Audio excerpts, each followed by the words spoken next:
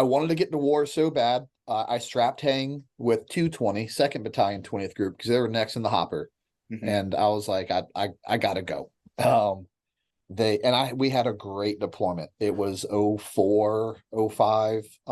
Afghanistan was, was a hot spot. We got put in a very good place in the south, working out of Kandahar. Nice. Um, we had some really, really good missions. I had a great team, that at that time that had all deployed before me, which not a lot of people had multiple deployments at that time. So the fact they had already been to Afghanistan before was great. And yeah, war was what I was hoping that it would be, to be honest with you. And an ODA and the leeway we had at that time. Hmm. Now, I mean, at the end of the day, if an ODA isn't complaining, then they're not happy. So no, it wasn't perfect. There were still plenty of problems. But of course, when you get to look back to see how much worse it got, it was it was a great time. We had plenty of leeway. Gotcha, gotcha. Now, looking back at your career, like, would you have changed anything at that point in your career? Like, while you're down in Kandahar, would you have done anything prior to differently, or did everything go exactly according to plan? I think I everything went as good as I can always wish and hope, and with hindsight made things better. But given the information I had, and the abilities I had at the time, it was I don't really have any regrets from that deployment. Um, One thing that I think was really an asset was I read as many. There weren't a whole lot at the time, but there were already a few special operation books out there. Um, and of Afghanistan. Hmm. And I read every single special operations book I could read from Vietnam forward. And now looking back after being in war and three different AOs from Iraq to Afghanistan to Syria, I do believe this.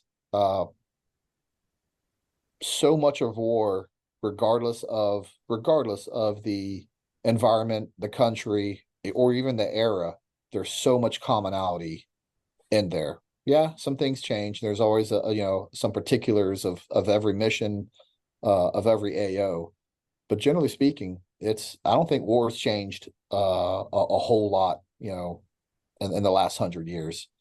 So reading those stories and getting to hear what guys had gone through before allows you to put yourself in that position, and whether you do it or not, subconsciously, you start going, what would I do in that situation if I were ever in that situation? Yeah. What would that situation feel like? But wargaming, yeah. That's right, yeah. And then when you go to war, you'll be in those situations. It'll have its own uniqueness, but there's so much similarities.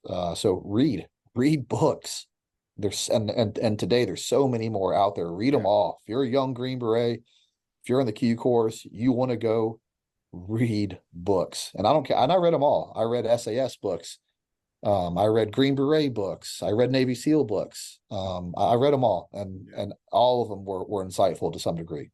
Yeah. That's some good advice, man. That's some really good advice, because I can't remember. There's a concept out there. The name for it and the individual that talked about it escapes me at the moment, but it's essentially just the wargaming TTP, right? Like, you put yourself in that situation, and you walk yourself through different scenarios. Like, hey, I'm on this hilltop. Like, what am I gonna do? Like, how do I maneuver? What's the saying? Like, every battle is won before it even starts. So That's it's right. just putting yourself through that mindset, and actually Yeah. start to war game, and start playing it out, right? That'll, you know, I guess, I mean, make you a little bit more prepared, more lethal. yeah. Here's I think a pretty good comparison. Operation Red Wings. It Yeah. was it was a massive, it was a tragedy. Everyone will look at that and look at the book and look at the story and say, well, I wouldn't have done it this way. I'd do it this way, and I would have done this. And why'd they let him go? We can all do that because we've now put ourselves in that situation, and we'd all deal with it wildly different than Yeah. they dealt with it. Yeah. And I hate to quarterback a mission that went so wrong and cost people their lives. But I don't think, and I think it's easy to say, that they ever imagined that scenario.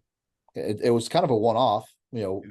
I understand why they didn't, but they got put in a scenario that they weren't ready for, and they didn't make the best decision. Yeah. Which you will never make the best decision in a scenario that you've never thought of before. So I understand that. But because of that was, such a high profile mission, there's no reason for special operations to ever make that mistake again. Yeah. Because everyone should have heard that story. Everyone should say, hey, well, this is what I would do in that situation. Because that situation will come around again. Yeah. And it better have a different result.